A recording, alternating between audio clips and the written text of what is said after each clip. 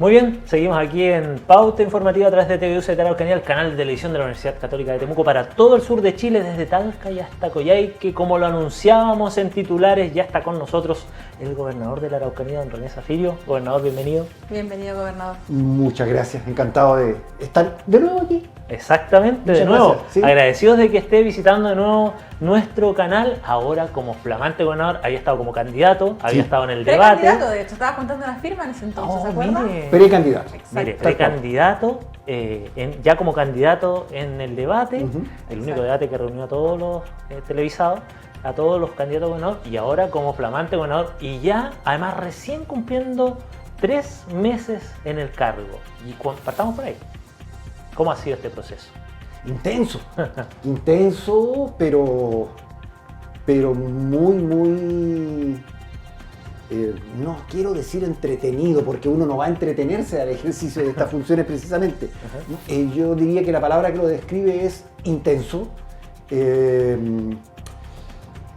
con muchas ganas de poder normalizar el órgano, el gobierno regional, y poder desplegar todas sus capacidades y cumplir con el objetivo que tenemos, que es hacer desarrollo regional, es la gran tarea.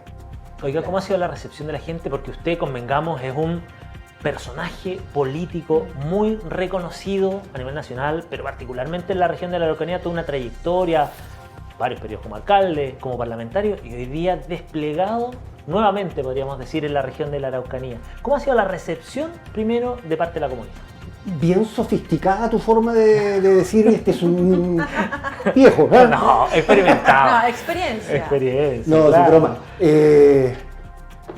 A mí me hace sentir muy útil, primero, estar en la región.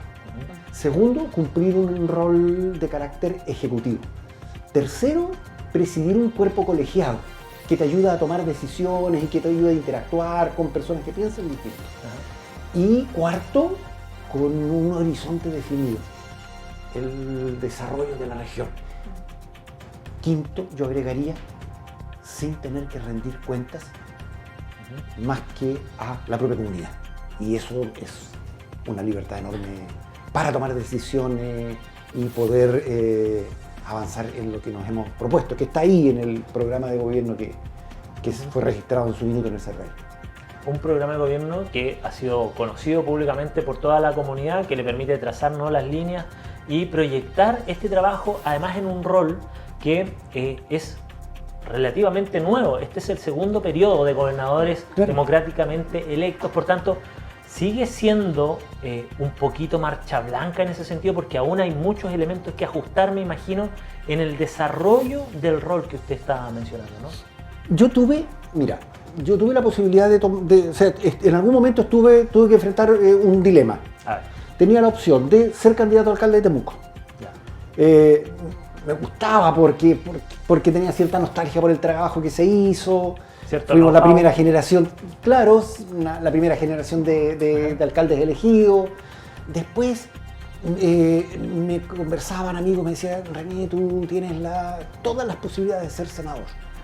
Y yo decía, no me gusta el Senado. O sea, cuando estuve en la Cámara nunca me gustó el Senado. Su forma de trabajar, su dinámica, digamos, cierta arrogancia intelectual que es como un poquito incómoda, digamos. Claro. Y de repente digo, fui alcalde de la primera generación de alcaldes elegidos, en un cargo que no estaba tampoco perfilado. Claro. En la época nadie sabía si los municipios con alcaldes elegidos iban a funcionar o no, porque contémosle a los televidentes que los alcaldes los designaba Pinochet. Sí, claro. Eran designados en dictadura. Así es. Y de pronto se eligen los alcaldes y uno tiene que, en el fondo, sobre la marcha inventar el cargo. Sí, claro. Me refiero a la forma de ejercerlo, en fin. Y ahora me pasó lo mismo. Yo dije, gobernador, con todo el lío que había en el gobierno regional. GORE, yo dije, tate, esta es la mía. Eso lo motivó. Aquí me quedo, porque primero tenía ganas de quedarme en la región, Ya. que era fundamental para mí, por razones familiares, por razones de raíz, arraigo, en Claro. fin. Y además que el cargo de gobernador regional los anteriores gobernadores regionales no alcanzaron siquiera a cumplir un periodo completo. Exacto.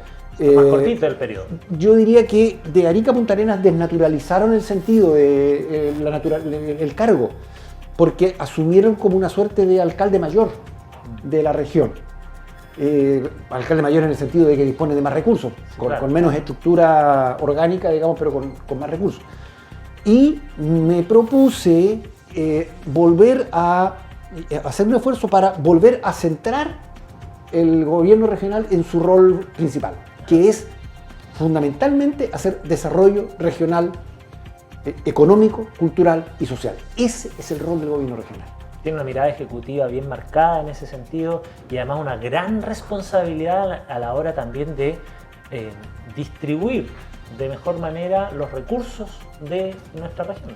Claro, el punto es que lo que se observó, y repito, a lo largo del país fue una suerte de transferencia de la lógica del municipio a los gobiernos regionales y hacer mucho asistencialismo.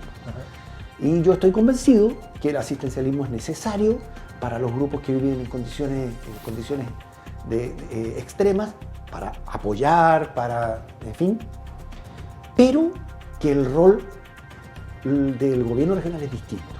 Si un alcalde construye un camino o construye una calle o una vereda, lo hace pensando en con el objeto de que el vehículo o el peatón transiten tranquilamente por ese lugar.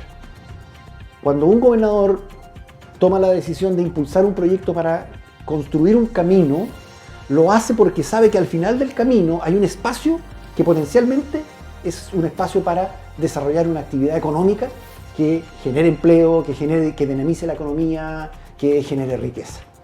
Entonces, es distinto, es muy distinto y te obliga a vincularte además con el mundo privado, con el mundo público, con la academia, en fin.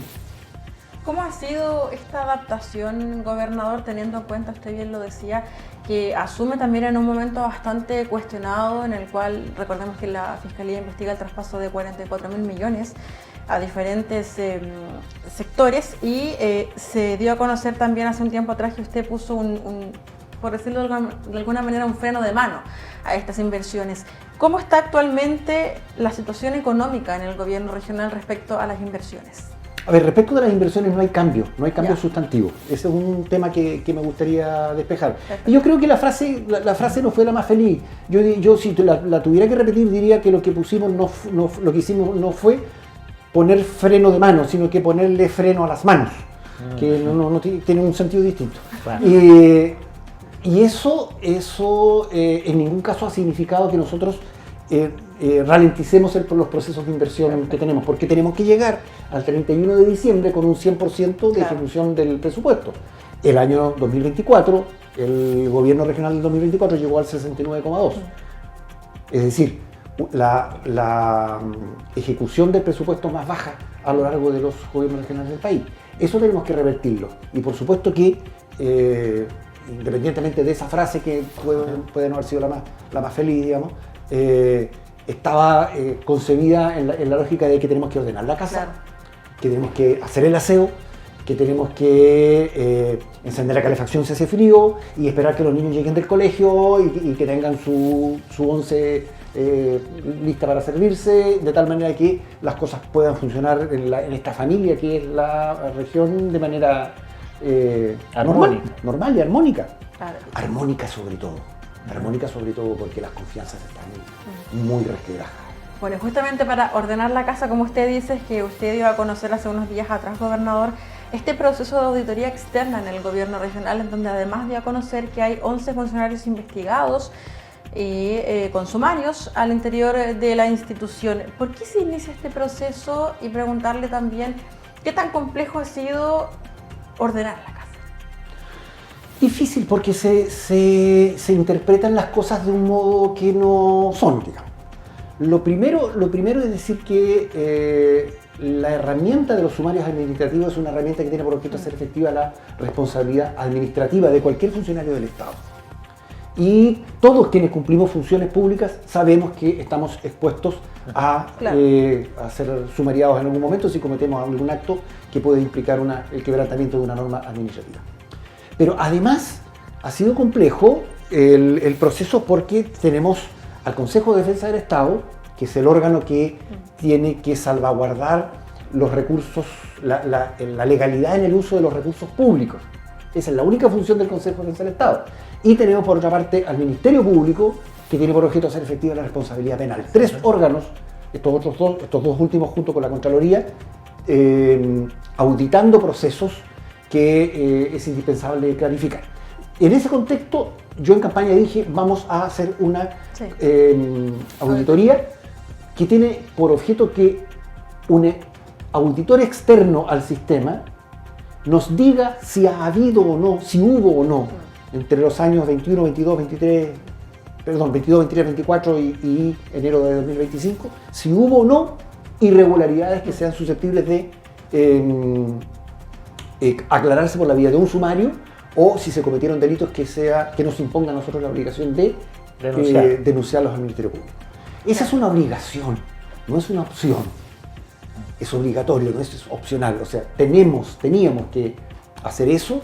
Los sumarios van a ser breves, garantizando a cada funcionario, a cada uno de los funcionarios sumariados el debido proceso, la presunción de inocencia, el respeto a los derechos de los trabajadores, en fin, todo aquello que lo aprecio, digamos, con la absoluta normalidad por esa formación de abogado que también tengo, digamos. Y desde el punto de vista judicial y desde el punto de vista de las acciones del Consejo de Defensa del Estado, colaborando con ambas instituciones para que la Araucanía sepa lo que realmente ocurrió por una parte, pero que además recupere o construya una relación de confianza con su gobierno en la región. Claro. ¿Estas personas siguen trabajando en el gobierno regional? Sí, algunas sí, claro, por supuesto. Por supuesto, porque precisamente por aplicación del principio de la presunción de inocencia, el sumario puede terminar en una absolución. Aquí no hay, en el caso de los sumarios administrativos, no hay medidas cautelares, digamos. Claro. Perfectamente podrían terminar no acreditándose ninguna falta. En consecuencia, no es posible aplicar sanciones a priori. En este escenario, por supuesto que prima el principio la presunción de inocencia, ¿no? Y que bien que así sea, en ese sentido. Hay también avances a la hora de mirar la estructura del gobierno regional. Usted ya lo ha planteado, ¿no? En estos 3 meses que han sido bien intensos, este aterrizaje en donde tiene que partir corriendo prácticamente en este gobierno regional, gobernador, usted ha manifestado claramente la necesidad, ¿no? Y la intención de mejorar los procesos. Y eso implica ajustes, ¿no? Apretar perillas, tornillos y reorganizar. ¿Cómo ha ido con eso? En primera instancia no ha ido tan bien, pero esta es una maratón, no es una carrera de 100 metros, ¿no? Sí, tal cual. A ver, mira. El gobierno regional de la Araucanía tiene el segundo presupuesto más grande de Chile, después de la región metropolitana. Que está cercano a los 200.000. Exacto, claro. No es poca cosa. No. Pero poca cosa. Es un órgano pequeñito. Es un órgano pequeñito. Mira, voy a hacer un paralelo que puede resultar odioso, pero en el gobierno regional trabajamos más o menos 150, 160 personas. Okay. En la Dirección de Desarrollo Comunitario del municipio de Temuco trabajan 1000. Entonces, tienes una pequeña estructura que es el gobierno regional para administrar una cantidad enorme de recursos. Y además más de 1 millón de personas, según el último censo, ya en la Araucanía. 1.010.000 personas de las cuales somos responsables. Así es. Exacto. Entonces, lo que buscamos al generar estas modificaciones estructurales tiene que ver con el aprovechamiento óptimo del recurso humano. Modificando estructuras. No para despedir, como se dijo, funcionarios, al contrario, se necesita. Estamos pidiendo prestados funcionarios de comisión de servicios de otros servicios. Mano de obra calificada. Exacto. En consecuencia, yo estimo que ese proceso va a avanzar. Hemos seguido conversando con el Consejo, son procesos graduales, y yo estimo que en un breve plazo vamos a tener una nueva estructura que es más liviana, pero mucho más ágil, que es lo que me interesa. Esta es una carrera contra el tiempo. Si uno piensa la lentitud de los procesos de inversión pública en relación con la rapidez y la vertiginosidad de los tiempos políticos, 4 años, en 4 años tú alcanzas a aprobar el proyecto. Claro. Y uno lo que quiere es presentarlo, aprobarlo, ejecutarlo y inaugurarlo. Claro, y después irse para casa. Claro. Y usted que tiene una trayectoria y una experiencia también, puede decirlo además con propiedad porque ha estado en ambas caras de la moneda, viviendo también desde el punto de vista parlamentario lo que significan estos procesos, ¿no? No, porque esos procesos sí que son lentos. Y además son de resultado absolutamente incierto. Tú puedes diseñar el proyecto más maravilloso y puedes conversar con, no sé, hoy día si son 150, con 149 diputados y todos te dicen, te felicito. Maravilloso. Pero cuando votan todo en contra. Es una moneda al aire. Es una moneda al aire. Es una moneda al aire. Acá no. La verdad es que para mí, yo en mi actividad como diputado me refugié en 2 temas. El estudio, fui parte de la Comisión de Constitución, Legislación y Justicia, y como abogado, digamos, me vinculé muy fuerte con el trabajo que se hace en la Comisión de Constitución, que es donde en realidad se legisla. La sala es más bien para el público. Y en la investigación de los temas de infancia. Fue lo que creo justificó mi paso por el Congreso. Un trabajo que sin duda ha dejado huella, lo tiene hoy día como gobernador electo democráticamente, un trabajo que conversábamos al comienzo, fuera de micrófono, usted como alcalde, ¿no? Varios periodos. Tuvo una vida en terreno muy activa. Luego va al Parlamento, donde por la naturaleza de las funciones, ¿no?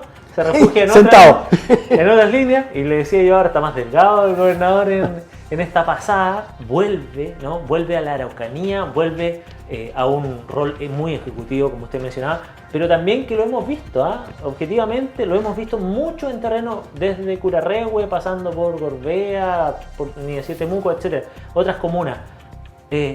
Esa lógica de venir a vivir el territorio con las comunidades, etcétera, podríamos decir que es necesario como gobernador, ¿no?, de toda la región, sí, pero no obligatorio, por decirlo de alguna manera. Es que, bueno, ojos que no ven, corazón que no siente. Y uno ve y mira, esta región tiene cosas maravillosas. Lo primero, lo que no me canso de decirlo, porque mientras más recorro, conoces rincones, vas afinando más la mirada, te vas dando cuenta que existen cosas que ni siquiera sospechamos que puedan existir. Pero además hay gente en la región que está haciendo cosas francamente relevantes. Es muy triste lo que ocurre con nosotros como región, y la tristeza tiene que ver con que solo se destaca aquellos aspectos negativos fundamentalmente asociados al uso de la violencia. Claro, la inseguridad. Pero esta región es mucho más que eso. Mira, yo acabo de estar en una empresa que fabrica en serie vivienda, lo comentaba. Sí. La verdad es que quien vaya ahí se va a dar cuenta que eso es una maravilla, que puede significar resolver, pero de un modo drástico, las demoras que el Estado tiene para la entrega de las viviendas sociales a las personas que han obtenido su vivienda a través de subsidios habitacionales, de una calidad insospechada. Un alto estándar de calidad. Un alto estándar, una buena cantidad de metros cuadrados, superficies de viviendas de distinto tamaño, pero que nadie pensaría que se están construyendo como viviendas sociales. Y en la región de la Araucanía. Y eso está ocurriendo aquí en Lautaro. Claro. Está ocurriendo aquí en Lautaro. Entonces, claro, hoy día justamente estuve reunido con la Corfo y con el directorio de la empresa y ejecutivo, y como el gobierno regional tiene 2 hectáreas en el Parque Industrial Lautaro, estamos pronto a llegar a un acuerdo que tengo que someter a la decisión del CORE para generar un centro de investigación respecto de la madera. Una innovación que es incorporación de inteligencia, Así es, que es incorporación de, que es innovación, Tecnología. que es tecnología, en fin. Y creo que vamos a llegar a un acuerdo y vamos a tener un centro tecnológico, algo así como lo que tuvo Valdivia con el centro tecnológico de la leche y de la Universidad Austral, nosotros tener el centro tecnológico de la madera en la región de la Araucanía. Y existen solo dos en Chile, uno en Santiago y uno en Antofagasta. Una región, gobernador, como usted decía, que se conoce en su mayoría lamentablemente por hechos de violencia, pero también indudablemente la seguridad sigue siendo de los temas que más se preocupa a la ciudadanía, sobre todo en Malleco principalmente. ¿Cómo ha visto usted la seguridad en la región? ¿Ha mejorado? Llevamos ya 3 años, poco más de 3 años con estado de excepción. Bueno, en el gobierno del presidente Gabriel Boric, anteriormente igual estábamos bajo un estado de excepción que permite el despliegue de las policías, del ejército, lo cual no se puede normalizar, pero sin embargo no se ha podido levantar por diferentes actos que han ocurrido. ¿Usted considera a su juicio que ha disminuido la violencia y cómo debería, a su parecer, levantarse, con qué acción el estado de excepción? Mira, yo tengo una opinión sobre eso. Yo creo que los temas asociados a la violencia no se pueden medir desde el punto de vista cuantitativo. Es decir, yo no puedo decir, ha habido 50 homicidios menos, hemos mejorado. Porque los temas asociados a la violencia y a la seguridad, más bien a la seguridad, son temas que pueden transformarse en temas muy subjetivos. Cuando uno viaja al extranjero y llega a una ciudad, siente, no sabe por qué, seguridad o inseguridad. No tiene ningún antecedente objetivo como para decir, miren, voy a salir a la calle, voy a salir de noche porque siento que no corro ningún riesgo. Pero eso es subjetivo. Yo no voté a favor del estado de excepción constitucional por varias razones. Cuando era diputado. Cuando era diputado. Y me lo han reflejado, pero matiné, pero muy noche. Por varias razones. Primero, porque siempre sostuve que la dictación de un estado de excepción iba a significar que no íbamos a trabajar en serio el mejoramiento en materia de perfeccionamiento y capacidades de las policías.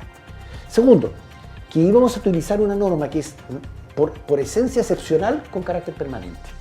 Y de hecho lo que ha ocurrido es que un estado de excepción que dura 15 días, lleva 3 años con prórrogas, ha pasado de lo excepcional a lo se desvirtuó totalmente permanente. el estado de excepción. Y nos acostumbramos de alguna manera a vivir, pero además nos acostumbramos a imponerle a las Fuerzas Armadas una responsabilidad que no tienen y que se complejiza mucho cuando tiene que complementarse con la labor policial. Entonces, pero además lo que tú planteas, digamos, además no podemos de un día para otro dejar sin efecto el estado de excepción. Porque probablemente la percepción que va a haber de la comunidad va a ser de una sensación de muchísimo temor. Entonces, estamos involucrados en un proceso que tiene que ser muy gradual, que tiene que ir acompañado, por ejemplo, con la aprobación de la ley, del proyecto de ley que está en el Senado sobre infraestructura crítica, que tiene que ir acompañado de la ley sobre regulación que regula el uso de la fuerza, en fin. Entonces, no es solo si estar a favor o en contra del estado de excepción, sino cómo asumimos los temas de seguridad con carácter más integral. Y en ese mismo tema, gobernador, Ministerio de Seguridad Pública, recientemente inaugurado, por decirlo de alguna manera, hace un par de días, ¿no? Entró en función este nuevo ministerio. Ya tenemos acá una Seremi de Seguridad Pública de forma interina, en una delegación presidencial, que es una figura además que, querámoslo o no, compite con la gobernación de cierta manera, aun cuando el propio presidente anunció que él no iba a terminar en un año con las delegaciones. Y hemos visto que es una figura que, similar al estado de excepción, pasó a ser una figura permanente, y hoy día yo no sé, usted probablemente tendrá más luces de eso, pero no tiene señas de que pueda desaparecer la figura del delegado, y que, como le decía, entra también un poco a generar esta esta confusión en la comunidad. ¿El gobernador tiene qué roles? Hay gente que aún no el entiende. delegado Sí, no claro, entiende por la supuesto. figura. Nosotros que trabajamos en el ámbito de las comunicaciones entendemos un poquito más esto, Sí, claro. pero tampoco es que seamos expertos. Entonces, eso viene un poco también a, no quiero decir opacar por un tema de figuración, sino que viene a generar cierta sombra con ¿Cierto con ruido en la gestión? Sí, Puede esto ser. cruce. Pero mira, yo no soy, mira, te va a llamar la atención, voy a decir algo que... Por favor. Yo no soy partidario de la eliminación de los delegados presidenciales. ¿Sabes por qué? Porque la existencia del delegado presidencial tiene una lógica. Y que tiene una lógica asociada a una línea vertical de mando, por llamarlo de algún nombre, Ajá. que va desde el presidente de la República, ministros, subsecretarios, directores nacionales de servicios, directores regionales de servicios, delegados regionales, delegados presidenciales, y ahí va abajo. Los gobiernos de las regiones, si queremos hacer gobierno, en realidad, que no lo podemos hacer ahora, hoy día administramos recursos de la región, pero no gobernamos la región porque no tenemos las facultades legales para gobernar, porque no ha habido avances en materia de descentralización. Respondemos a otra línea de mando, que es la ciudadanía.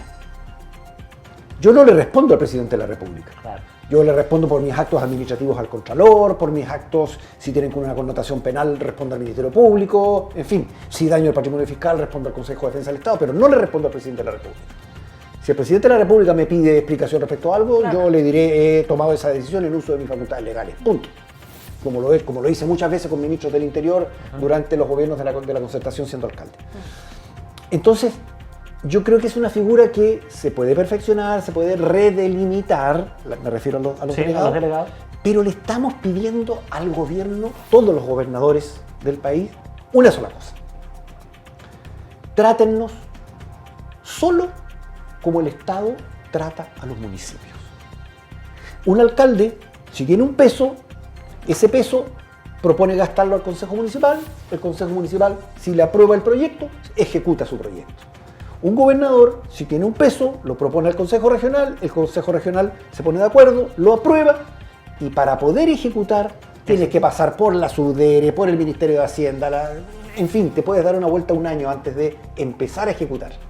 O sea, tiene más complejidad un gobernador que un Muchísima. alcalde a la hora. Muchísima más.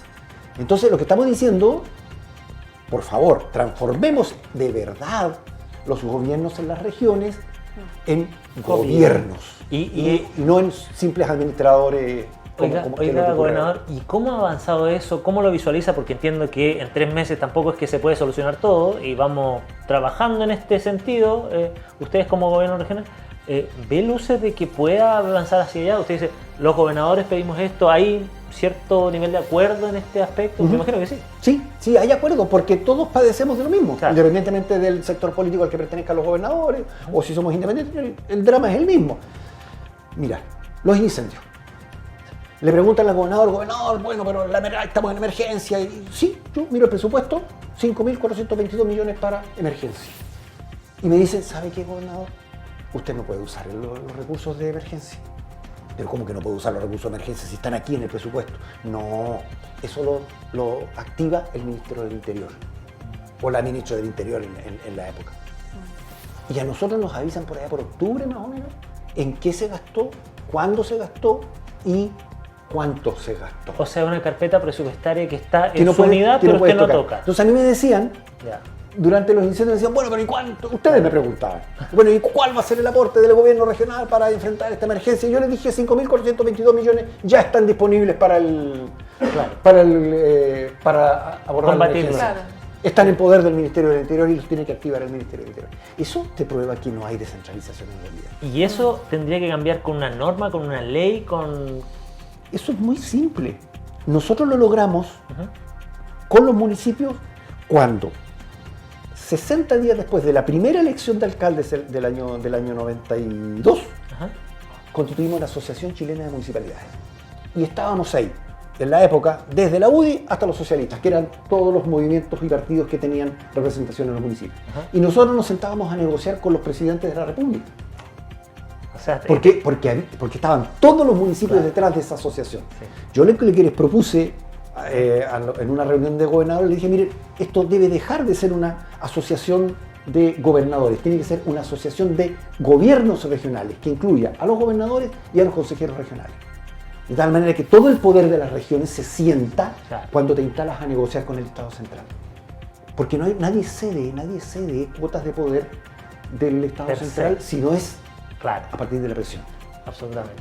Es un tema que seguramente va a dar mucho que hablar, pero que... Son procesos largos. Y que tiene total sentido la lógica de que se le exige a un gobierno regional ciertas atribuciones que no tienen como tal, y la comunidad no tiene por qué saber esto, porque al final del día ven, escuchan, gobierno, decisiones, responder, y no es tan así la cosa. No es simple porque los procesos administrativos son tremendamente más complejos. Yo como alcalde, sí, me llegaba una petición recuerdo muchas situaciones, pero de un vecino que vivía en una media agua, que tenía un determinado problema, yo iba donde ese vecino, conversaba con ese vecino y sabía que si encontrábamos una solución a su problema, yo iba a tener las facultades suficientes para poder resolverlo. Claro. Entonces, eso no ocurre con los gobiernos regionales. Los procesos son mucho más lentos, mucho más complejos, mucho más centralizados. Las facultades de los gobernadores son menos, aunque los recursos son muchos más. Sí, claro. Entonces eso hace más complicado incluso. Y que tiene que ver también con este proceso de instalación, me imagino, el gobernador. No, sí, estamos embalados. Claro. No, estamos embalados porque yo les digo, esto es una carrera contra el tiempo. Tenemos que ganar en capacidad de gestión, en ordenar la casa, capacidad de gestión, en modificar normas legales que no han tenido apoyo del Congreso ni siquiera de los gobiernos para lograr mayor autonomía regional y permitir que los recursos fluyan con mucho mayor rapidez en los proyectos que son sentidos de la región. Oiga, y ya hablando de proyectos, y ya casi estamos llegando al final de la conversación, pero todavía nos queda un ratito, no nos han cortado todavía la conversa y me parece muy bien, ¿no? Un tema que seguramente viene desde la época de que usted era alcalde en Temuco, que tiene que ver con la cárcel que hoy día se emplaza en el centro de la ciudad y que durante muchos años se ha intentado mover, o por lo menos se ha planteado, puede ser que para la tribuna, puede ser que con un sentido real de necesidad social, que hoy día ha tomado nuevamente fuerza, ¿no? Se ha planteado la posibilidad de construir una cárcel fuera del radio urbano, que en este caso, ¿no? Tenemos un centro penitenciario a 4 o 5 cuadras del centro de la ciudad. Está en el centro, en realidad. Está en el centro, es el centro para nosotros. A ver, mira, la cárcel que como existe hoy día, es una cárcel en la cual a mí me tocó participar primero como secretario ministerial de Justicia el primer año del gobierno del presidente Elwin y después como alcalde en su proceso de remodelación interna. Esta era una cárcel que no era como es la de hoy. Esta era una cárcel que no tenía celdas. Esta era una cárcel que tenía pabellones en que a un costado había nichos, igual que un nicho del cementerio, pero en cada nicho cabían 2 camas, cabía una litera con 2 camas, pero había un nicho, 2 nichos, 3 nichos, es decir, el último preso que dormía arriba dormía a 7-8 metros de altura y hacia el otro costado no había nada, el vacío, y era frecuente que aparecía un recluso muerto con mucha frecuencia y nadie sabía, se cayó, se murió. Lo digo con sarcasmo, digamos, porque era terrible. Esta era una cárcel, después se remodeló. Hoy día tiene características diferentes, pero tiene unas condiciones de hacinamiento que no son tolerables. Porque además los estándares de exigencia con el país y con el mundo en esa materia ha exigido. Sí, el único que no lo ha entendido es Bukele. Yo sí creo que la cárcel no puede estar en el centro de la ciudad. No puede estar en el centro de la ciudad, pero tenemos que comprender que el proceso de ejecución de un proyecto de esas características es un proceso que a lo menos debe durar 10 años. ¿Dónde debería estar la cárcel? No lo sé, no lo sé, pero tenemos que compatibilizar el que esté localizado en una zona apropiada con la posibilidad de que los familiares de los internos puedan acceder a las visitas. Tampoco en el desierto, como se ha planteado muchas veces, que también tiene una logística que no es lógica y no es en realidad es que la sanción que se les impone es privación de libertad, no el aislamiento perpetuo.